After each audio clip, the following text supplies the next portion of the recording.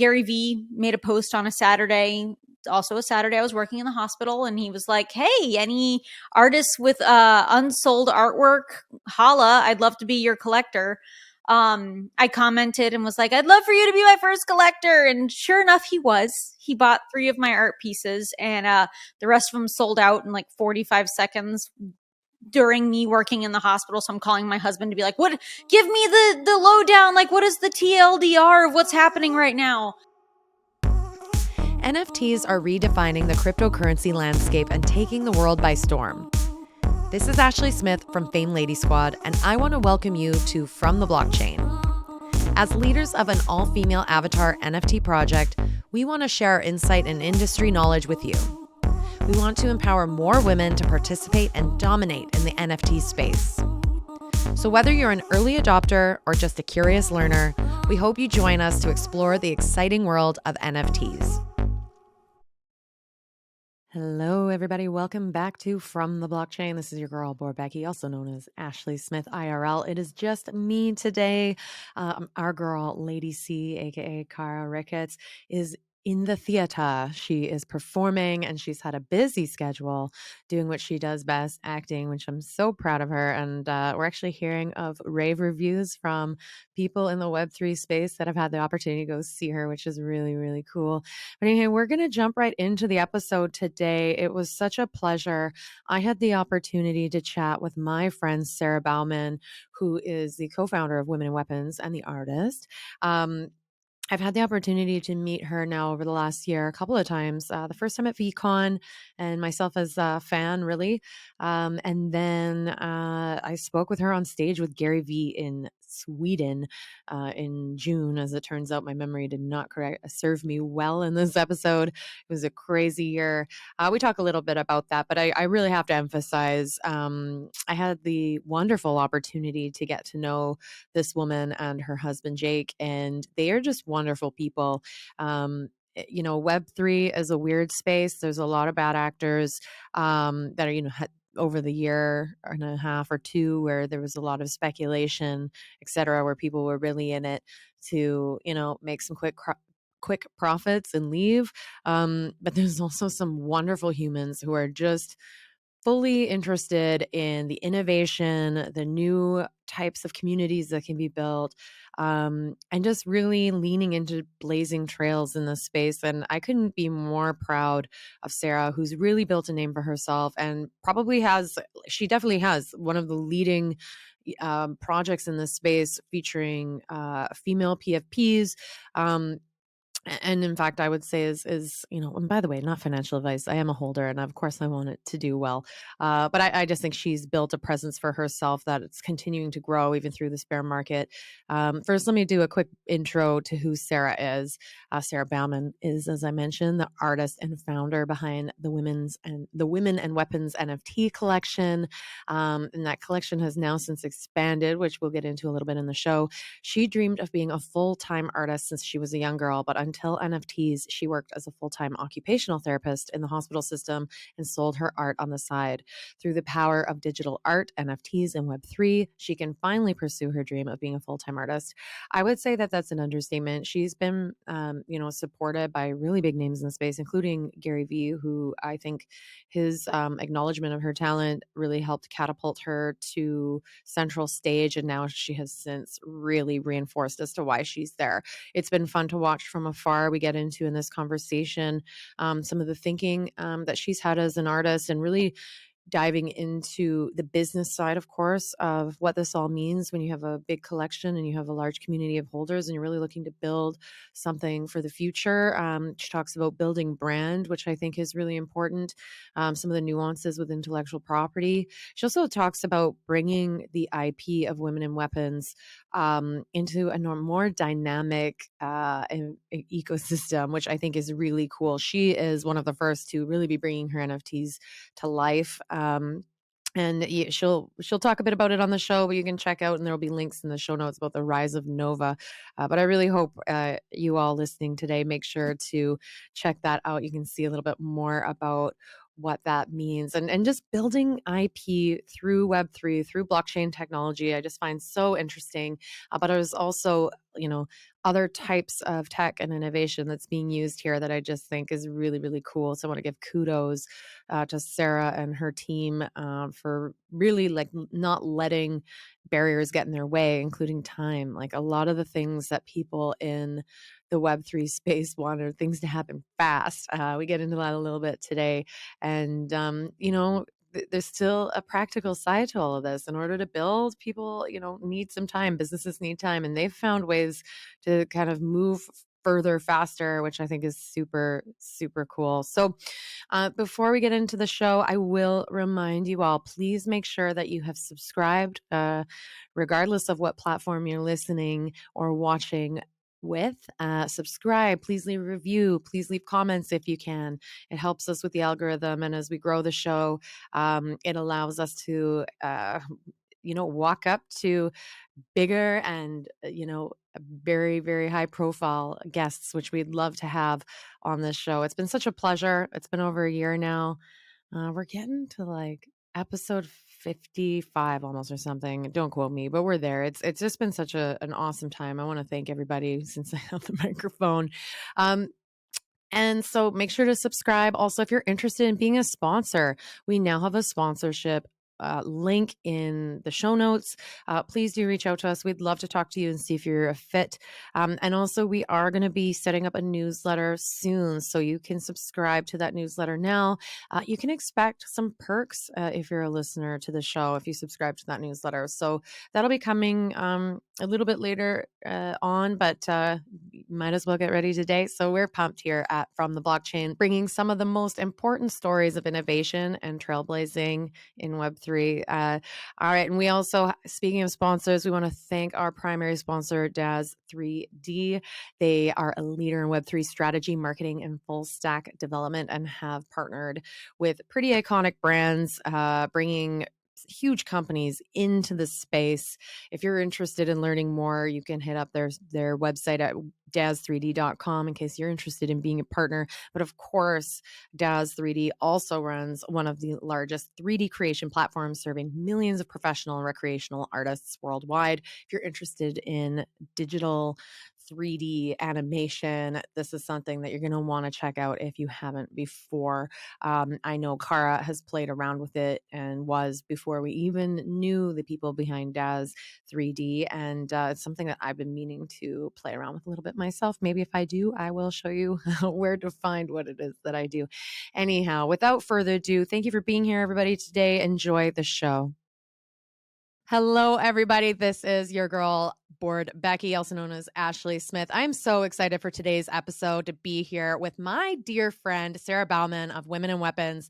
She's someone that I've spent actually some really good quality time with in real life. We'll talk a little bit about that today, but she's just someone that I admire so much in this space.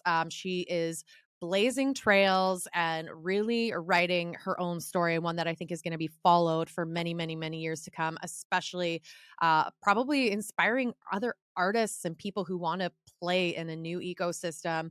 And she's working on some really cool stuff. So we're going to dive deep into that today. Sara, welcome to the show. Welcome to From the Blockchain. I'm so happy to finally have you here with me today. Well, hello, beautiful. It's so wonderful to get to reunite in this way. I'm ecstatic to be on today, and I cannot wait to delve in. Yeah, awesome. So maybe before we get into the your background, which I want to dive into a bit, maybe we should just share some love and let everyone hear about some of the fun experiences we got to share together. It was, I want to say, was it August 2022?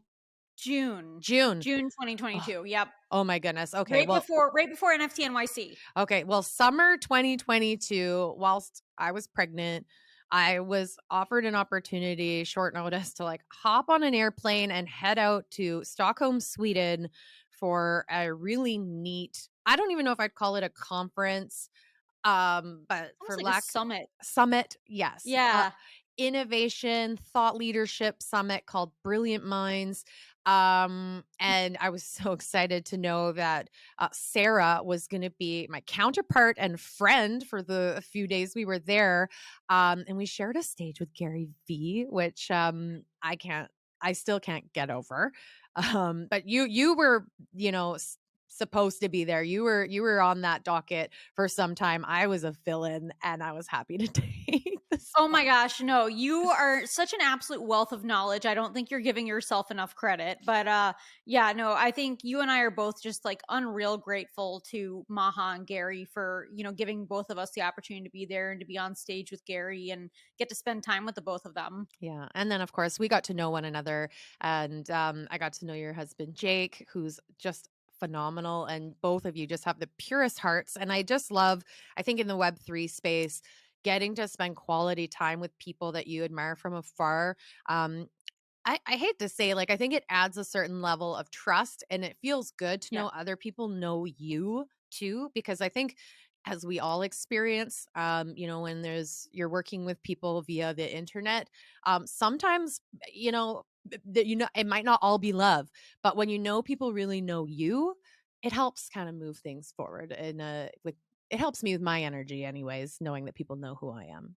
Yeah, no, 100%. I think that's a testament to the importance of like continuing to maintain human relationships. Yeah. I think we lose a lot of our empathy and our emotion whenever we lose touch of the human aspect of our relationships with people that Hmm. over the keyboard, over the computer relationship. So, getting to meet you in real life, I met you at VCon and then I got to meet you again at Brilliant Minds. And we really got to spend some time together and like just positively fell in love with you and your brain and your little baby that was cooking in your stomach. And your poor little finger that got smashed in the door. Oh, yeah.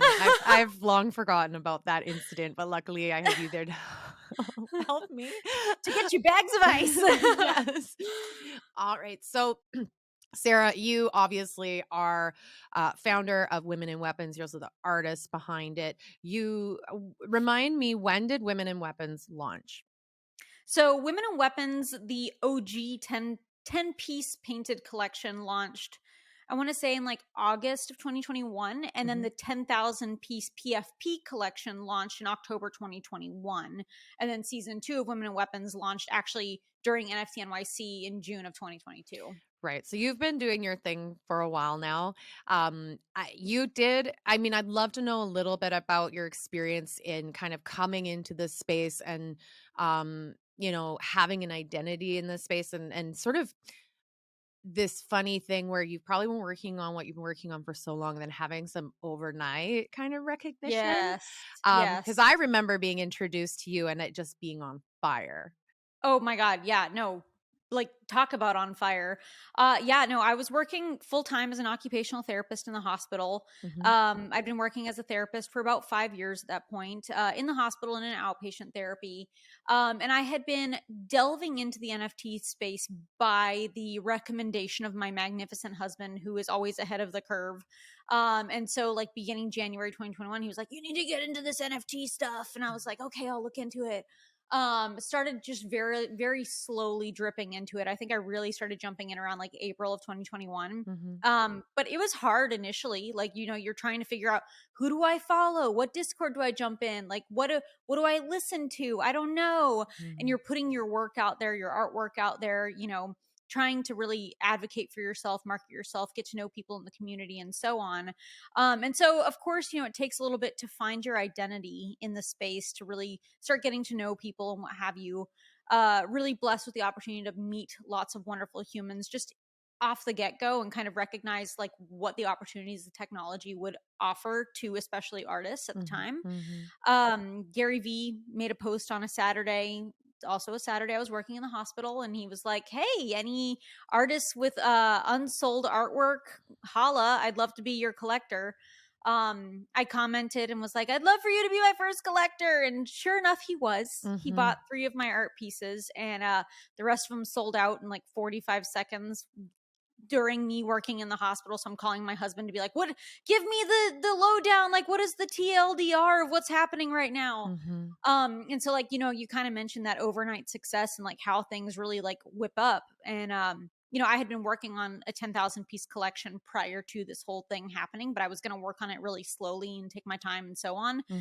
And then of course that fire gets lit and you recognize an opportunity and like kind of, I think, something snaps in your brain that's like, "Oh my god, like this is something you need to seize." And that's whenever I just went like balls to the walls on getting the rest of the collection completed, Yeah. and it launched like a month and a half after, I want to say, that all of that happened. Good for you. Good for you. Such important timing. I Yes. mean, especially as we can see, like just how things can shift so fast. So Mhm. I hope like when our audience hears that, their takeaway is that sometimes like waiting for everything to be perfect and trying to plan everything in an emerging environment, like you just have to It's not really, realistic. yeah, and just taking the risk, right? So Yeah. I just want to Yeah. give you kudos, especially because you were busy. Like you had other things going on that were priorities that were very different from your art.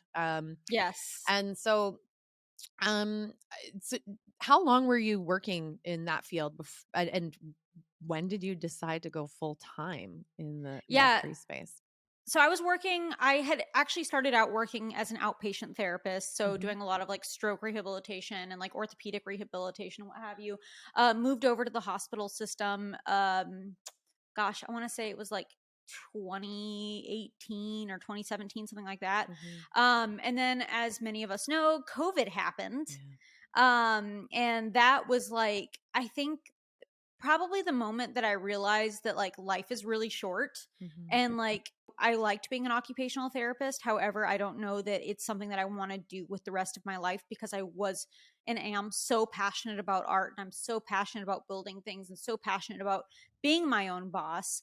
And you know, I think whenever Gary made his purchase was kind of like my aha moment, that like that day I took a risk of like putting my artwork out there, commenting and being like, I'd love for you to be my first collector.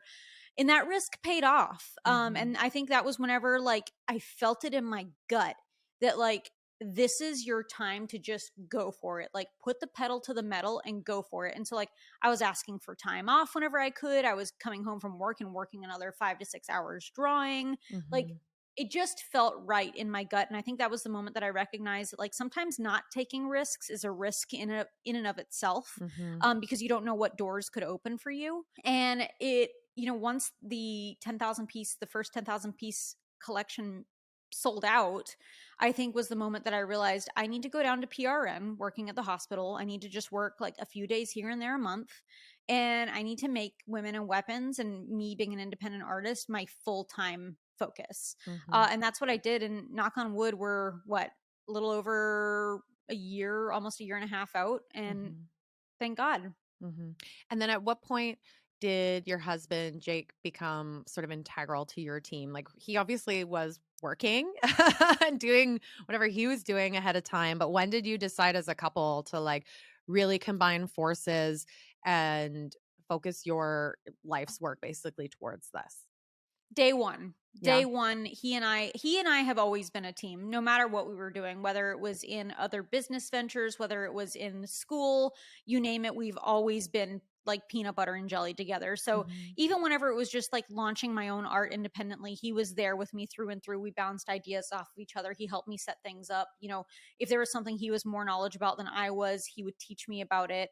And so literally from the get-go, he's been by my side helping me through everything. I love that. It's there's a number of respectable collections in this space who are led by spouses, Mhm. which I find really neat. And based on what I can tell, the relationships with those folks are just phenomenal and like enviable almost.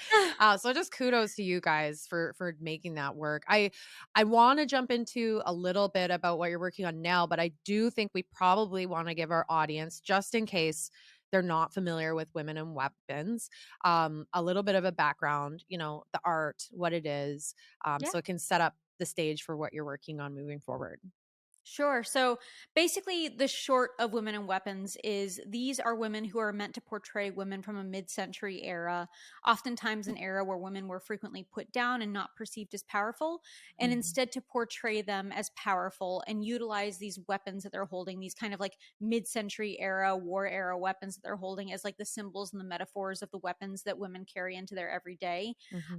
I do have a lot of like underlying and layered notes of like kind of artistic messages in there as well, but I do also want to allow the viewer to have their own perception of what the artwork means to them, and also to spur on conversations, because I truly believe that cultural change relies on good and solid conversation. Mhm.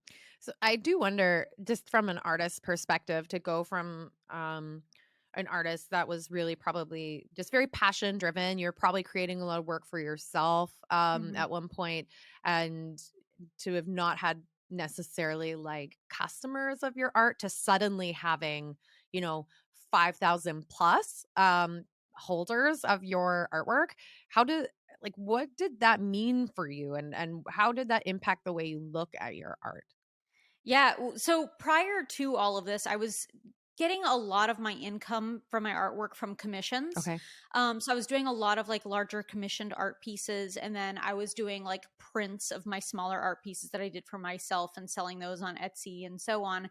And so whenever this collection minted out, whenever it sold out in October, and I realized that I had like, what, 5,000 plus people who were owners of my artwork, I think it absolutely and completely blew my mind. Very, very humbling, I want to say. Just the fact that like that many humans in the world appreciate your artwork and appreciate what it is that you've created. And I think even still, there's a really big piece of my brain that just doesn't even believe that any of this is real. Mhm. I think sometimes it's just like, how could this happen to me? Like, how is this that this is something that I was blessed with? I don't know. And so it's really, really, really unbelievable. And I think even still something that I'm digesting to this day. Mhm.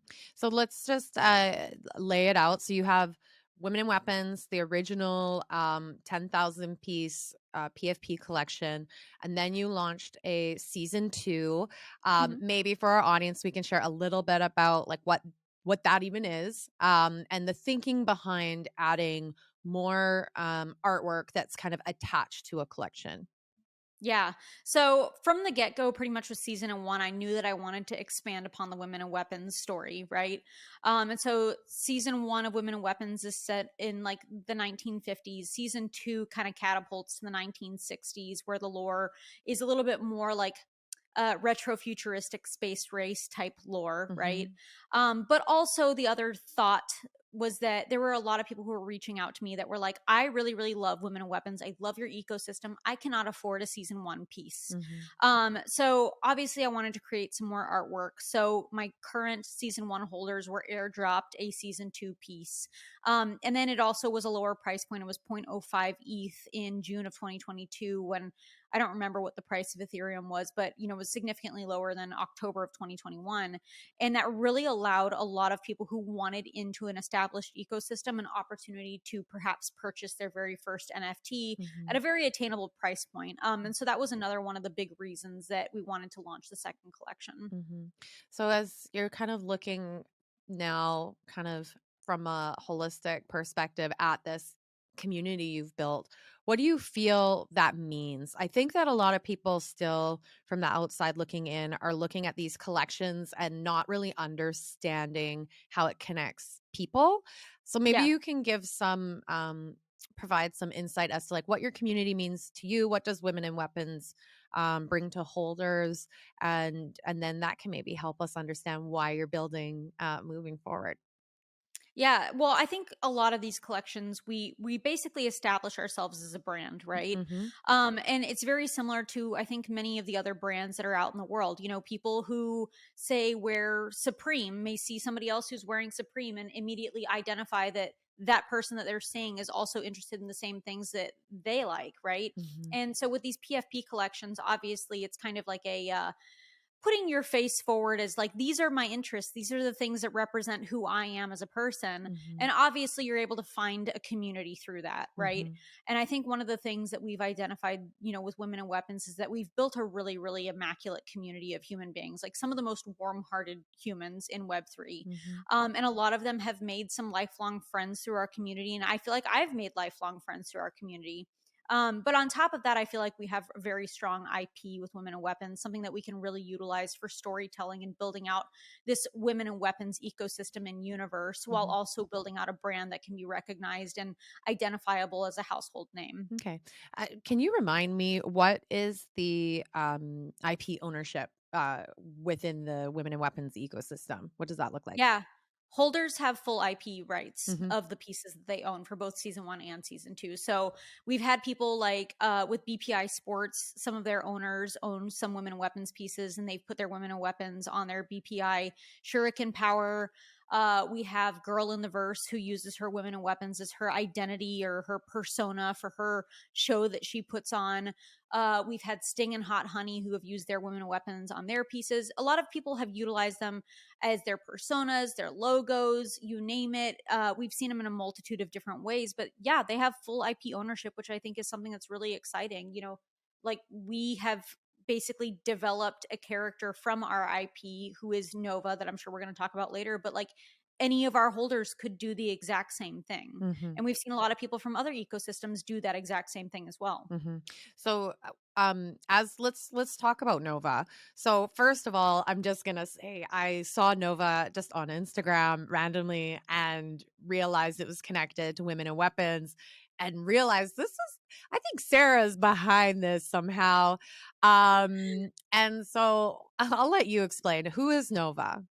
Yeah, so Nova is essentially one of our Women and Weapons characters. She's been plucked from the Women and Weapons ecosystem and is now telling her story about how she got catapulted from 1961 to present day. So she's a season two character, essentially. Hmm. But she's really getting to tell her story, how she got catapulted from 1961 to 2022, because this launched last year. And also the fact that she's having to kind of navigate how she's going to support herself by becoming a digital influencer, essentially. Yeah. And so think really comedic personality. She's a little bit rough around the edges. She's quite hysterical. Hmm. But she's somebody who's really, really entertaining to watch, but who can also function as a little bit of a digital influencer, in that she can partner with brands Hmm. and make an income for herself and make an income for the brand. Hmm. But she can also be a little bit of a Trojan horse for Web3 as well. And so whenever I say that, I think what I mean is that, as you know, a lot of our Web3 space exists within this Twitter and Discord bubble, right?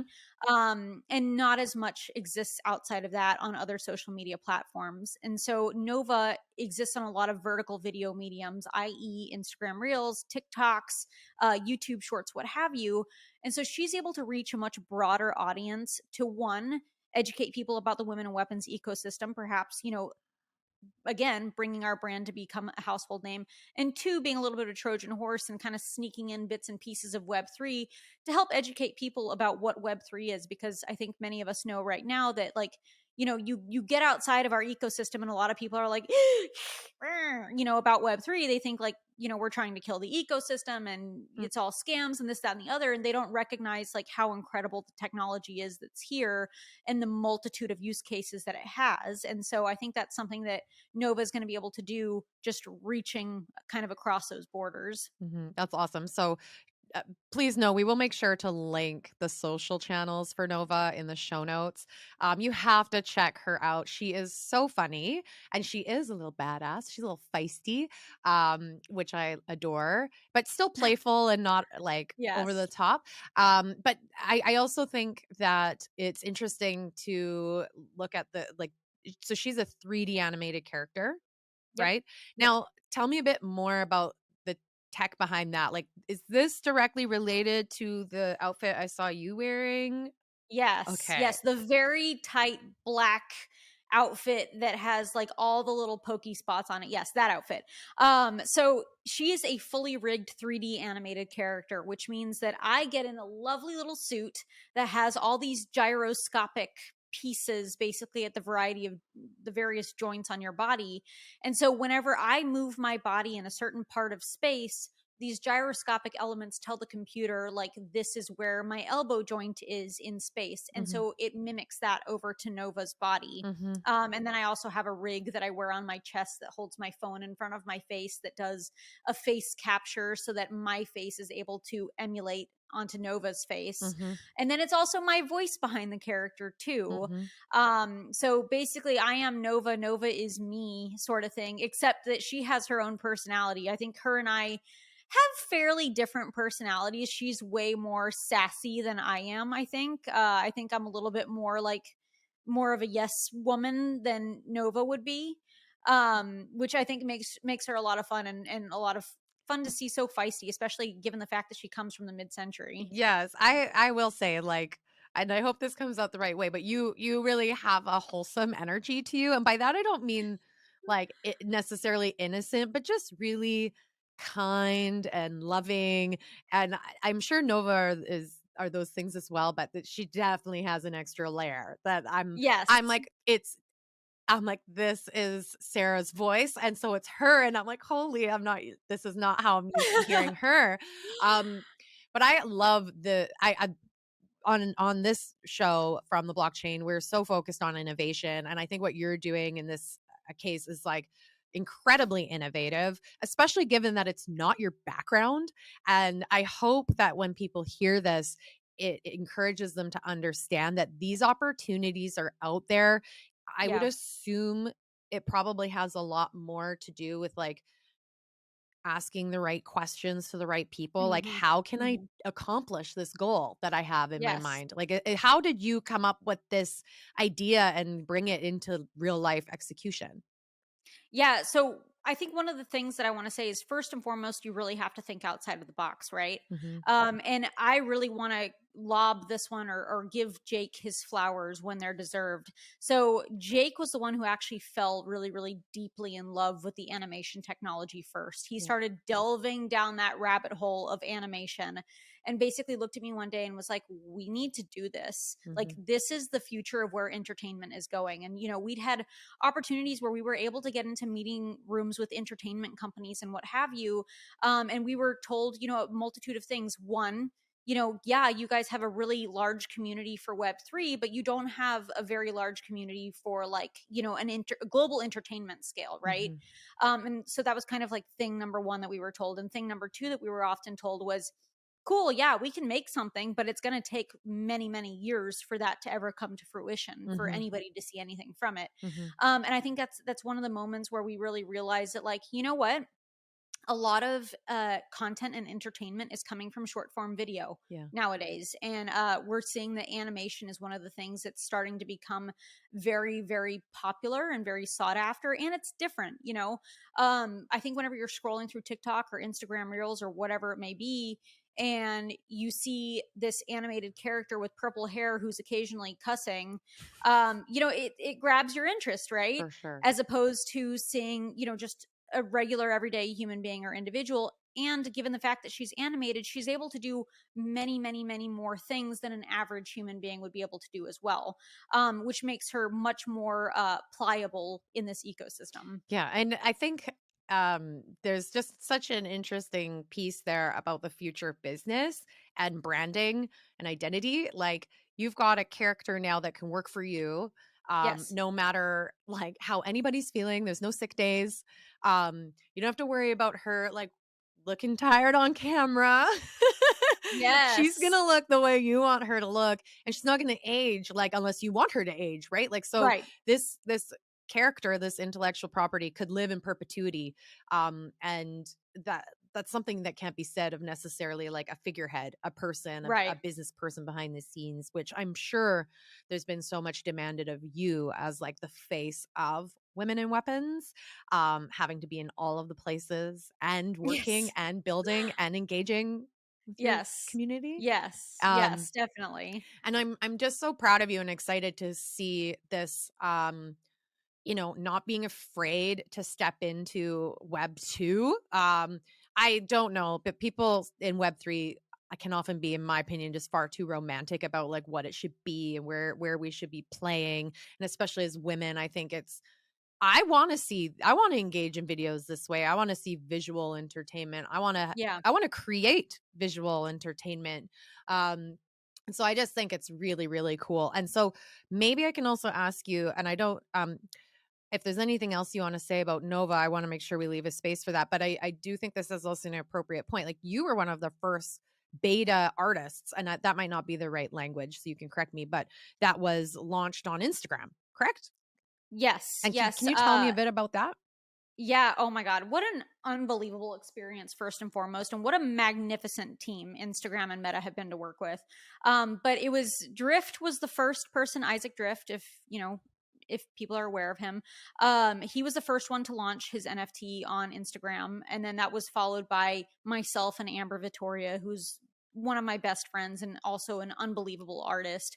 And so we were some of their first inaugural artists to have the opportunity to launch an NFT or a digital collectible through Instagram onto the Polygon network. And really an awesome experience. And I think almost like too easy to purchase an NFT because like I was able to literally buy Amber's NFT as I was launching my own, and it was Mhm. so insanely easy. I was like, "Oh, this is great. I love it."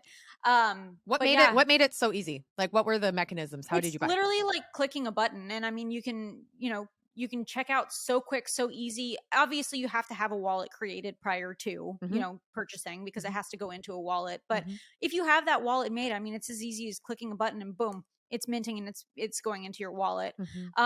So really, really shockingly easy. And then it's basically staying on your page. It's a digital collectible. I don't know if you've seen them, but they have that kind of like sheen to them and they kind of pivot a Yeah, little bit. yeah. But yeah, like a shockingly easy experience both on the artist minting a piece side and on the artist collecting a piece from another artist side as well. Yeah, I think it's really neat to see platforms embracing the technology, even if they might be going through a different sort of language or branding. Because as we know, I think Instagram's referring to NFTs as digital collectibles, which makes a Yes. lot of sense. Yes. Um, and And can I say yeah, real quick, like, no shame in that game. Like, yeah. absolutely no shame in the kind of like rebranding some of our jargon game because, Mhm, like, I really do think a lot of our jargon needs to be much more digestible and much more like, people are able to see the word and immediately connect it to what it is as mhm. opposed to non fungible token. Like, I feel like everybody and their sister has to explain what a non fungible token is. And then even after you've explained it in like your 2 minute elevator pitch, like, people are still like, I have absolutely no idea what you're talking about still. Yeah, So, yeah, I don't know why I was late to the party, but I recently heard NFTs, like the term NFT being explained similar to like it's like a file extension like MP3. Like yeah. you don't really talk about your music as MP3s. You talk about your Yes. music, right? Yes. And so Yeah. it's a similar idea. It's like NFT is sort of the extension of what it Yes. is, but you don't need to know like how it works. You just know that I it's mean, your collectible, it's your art. it's definitely a testament to like, hey man, we're early. We're still trying to figure out what type of vocabulary to use. Mhm. So we're clearly so early that we are going to be a part of forming this whole ecosystem to be something that is user friendly and is digestible for the masses who come in later on whenever this technology starts being more widely adopted. Mhm. So, before we move on from Instagram, did you find that that did introduce your work to a new audience? Absolutely. Yeah, Yeah, 150%. yeah. I think a lot of people were really excited to see because there was a lot of people from like my pre Web3 life that were following along on my Instagram. And I think whenever they saw that something like that was happening, they were immediately intrigued because so much of my Web3 life lives on Twitter and it lives on Discord. And so a lot of the people that had been following me that were my friends from like high school and college and previous jobs and so on Mm. didn't really understand like what was going on in my life. And I think whenever my digital collectible launched on Instagram, they were like, whoa, like, okay, I am starting to understand like what it is that she's involved with, this Web3 that she keeps randomly posting on her Instagram stories. Mhm, And also, I brought in a lot of, or it brought in a lot of additional followers and fans of my artwork as well. So mhm. that's something that I'm certainly grateful for. Very cool. So, before we move on from Nova, is there anything we should know about Nova we didn't talk about? Anything you wanna Well, say? I guess the only other thing that I meant to mention and I totally forgot was that like one of the biggest pushes for us in creating Nova was the fact that like creating any sort of a show or film or whatever with Women and Weapons, we were told could take years and years and years, and we recognized that we wanted to start telling the stories now. Mhm. And that's a big piece of why whenever we decided to create Nova, we recognized that, like, we can basically put out content on almost a daily cadence if we Mhm. want to. And that means like keeping up with trends, keeping up with TikTok trends, being able to talk about things that are happening currently within the ecosystem, being able to drip drop bits and pieces of her story as we go. Mhm. We don't have to wait 2 or 3 years. We can start it like right this second. And Mhm. that's one of the things that I think is really exciting about animation and animation living on these vertical medium platforms that people are digesting every single day. Mhm. It just speaks to you as innovators, but also this funny balance I think we try to strike in Web3, where there's a very there's an urgent appetite for more, to see Mm-hmm. more from the teams and the companies, and providing value. And even if that value really is, and which I actually think is probably one of the biggest areas of value that maybe is um, underestimated, but of building that IP of just the Mm-hmm. brand. So cool. And I love, I've been to say this before. It's like, so you kind of went from working in the hospitals to becoming or not becoming, but you're a professional full-time artist, to now you're kind of like an actor slash voice actor, which is really neat. Did you ever see yourself doing something like that? I mean, I've always really, really enjoyed doing accents. That's So true. much I so that forgot I've about that. yeah, so much so that I've had patients who have regularly asked me if I had multiple personalities, and I've had to tell them, no, I just have watched a lot of Robin Williams growing up. Um, but no, I did not ever see myself really doing voice acting. But it's been fun. And you know what? Kudos to everybody out there who is an actor or actress.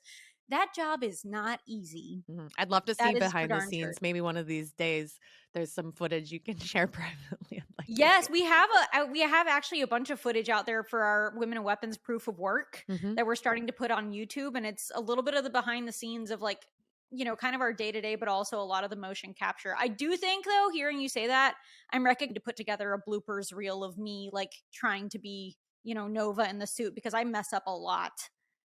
Oh, I'd love to see it. That'd be fun. That'd be super fun. So, you mentioned that Amber Vittoria was also one of these first artists to be launched on Instagram. I know you two just did a really cool collaboration.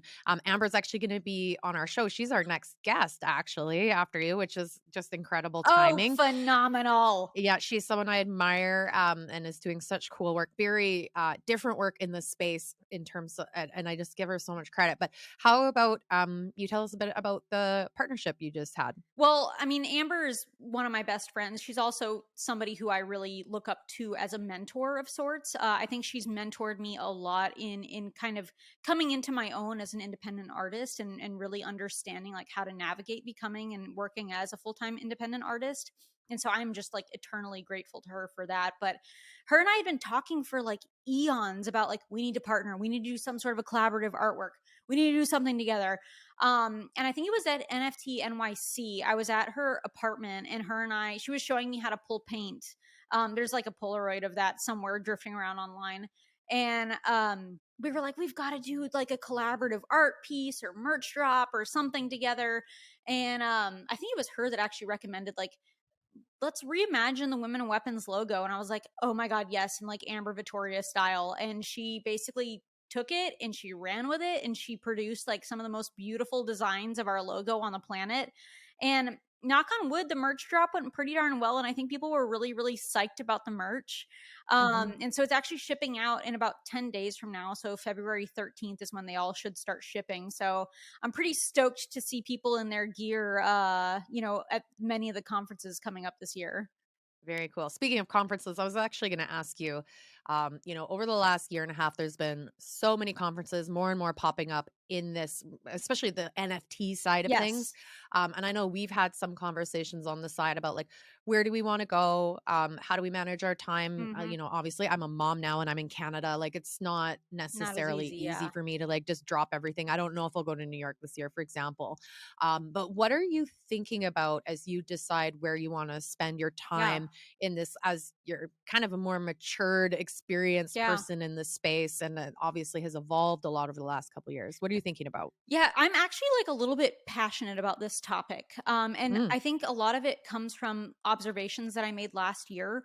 And, mhm, among those observations are the fact that there were a lot of conferences last year, right? And mhm, I think just kind of like observing people's interactions and interests and so on at those various conferences and then hearing feedback afterwards, one of the things that I recognize is that people are really craving experiences as opposed to mm, just panel talks, right? And I think mhm, this year people are also kind of craving experiences outside of just the parties.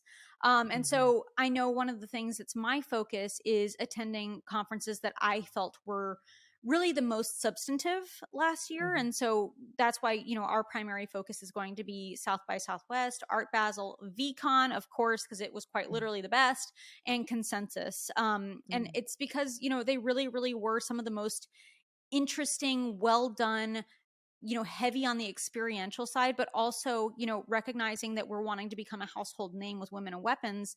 I think that we're also needing to break outside of just the Web3 conferences and start attending conferences that have people from kind of a global scale and a multitude of different backgrounds coming to, so that we can start speaking about the brand to a multitude of different people from different environments. So those mhm. are kind of our big four for this year. I'm wanting to be much more choosy about where we're going, because also we have a lot of things coming down the pipes, a lot of things that we're wanting to work on really, really intensively, which is going to mean staying home quite a lot to take meetings and really keep our heads down and focus on things. So we're wanting to be much more choosy. Yeah, that makes sense. I keep thinking about, as much as I love the NFT community as it is, I think this South by Southwest is a conference I've always wanted to go to, way, way, way before I ever like blockchain was even on my radar. And the idea of these like diverse areas of interest Yes. that are really looking at like what's next, what innovation is coming down the pipeline, whether even in culture, right? Like Hmm. what's happening. And I don't know if I'll be able to make it this year. I find it's always like the timing, some things are scheduled so close I know. I together. know. Yeah, but you're going to meet major thought leaders in that Yes. space, folks who are, leading really important businesses, are doing things differently than you could ever imagine. And so I think that idea of just traditional I don't know, networking, building your sphere of influence is actually, And you learning know, and learning and from outside learning. sources too, like learning Yeah. from environments that are different from your own. I think that there's so much value in that. And I also think that, last year I noticed at South by Southwest that there was a pretty big Web3 influence, especially on like the first half of the conference before it begins like the music end of the conference. Mhm. There was a pretty solid Web3 presence. So my assumption, and I'm interested to see if this is in fact a reality this year, is that there's going to be an even heavier Web3 presence this year. But we'll see. We'll see what we see Mhm. when I get there. Cool. So I had asked ChatGPT to come up with a question for you. And I'm now realizing, and those who are listening know that this is like a pretty new little segment we're doing. But I'm realizing I might need to ask this question earlier in the show because you've actually touched on a lot of the things that I had asked ChatGPT to come up for you. Um, but I'm going to read it aloud and then I'm going to narrow it to something that we haven't talked about. Cool. So, the question that ChatGPT had come up with was, what led you to combining your passion for art with the innovation of Web3 technology, which I think you covered. If there's anything you want to add, and how have you navigated the challenges of starting a full time business in a new and emerging space with, say, I don't want to say limited entrepreneurial experience, but this is just so big, Yeah. right? So maybe we can focus on that side, that like going from, working in a full-time job to now having a full-time business that captures you being an artist, a vocal actor, a voice actor, and like all of these things, and actually having to build something that I'm assuming you want to be um, growing and sustaining for 5, 10, 20, Yes. perhaps years. Yeah. I think the meat and potatoes of that answer is making sure that you're hiring people who are better at the things that you're not very well versed in. And I feel like I Mhm. kind of like butchered that answer, but I think you know where I'm going with it. And basically, Yes. like, hire people that have skill sets that you recognize are not your own. Mhm. Because, you're going to have a lot of peaks, a lot of like high skills, and then you're going to have a lot of low skills. However, there may be somebody else who has your low skills as a peak of their own. And whenever you hire enough folks to really fill in those gaps where you lack, you start to Mhm. even out and everything Mhm. starts to work nicely.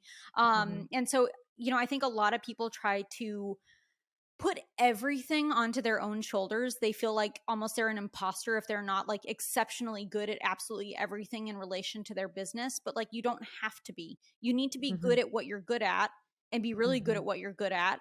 And anything Mhm. that you're not really good at, hire somebody else that's really good at that and have Mhm. them handle that. Yeah. You don't So have to feel like everything's on your shoulders. I'd love to dig a little deeper. I know we're gonna get a little over time here, but w- when I just can imagine someone who's maybe coming from, say, an artist perspective, they've never maybe hired anybody before. Yeah. So like how what learnings have you had just in general about that process of hiring, um finding the right people, and knowing like who to even ask, like who do you talk to explore folks that can bring value in the Web3 environment, especially we don't necessarily have a good curated place to Right. like post jobs, et cetera, although that's being built. But would love to know just any additional feedback you can give about that. I think a lot of it comes from word of mouth. Yeah. And so, like, actually, today I was listening to another podcast, and the person who was on that podcast mentioned that they were hiring somebody to work as a researcher for their podcast. And I immediately thought of like three or four people that I immediately messaged on Twitter, and I was like, hey, I think you'd be great for this. Maybe you should go apply to this role. And Mhm. I think a lot of times people will find you. So, like, for example, I think you met our content director, Steph, whenever we were at Mhm. VCon.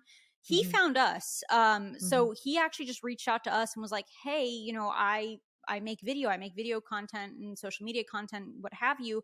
And I'm really interested in working with you guys.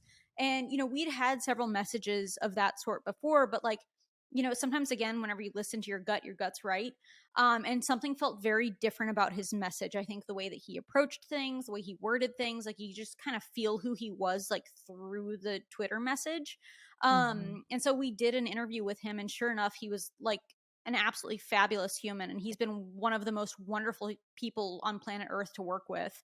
And so Mhm. sometimes people find you too, and I think that was the case, obviously, for Gary and D Rock.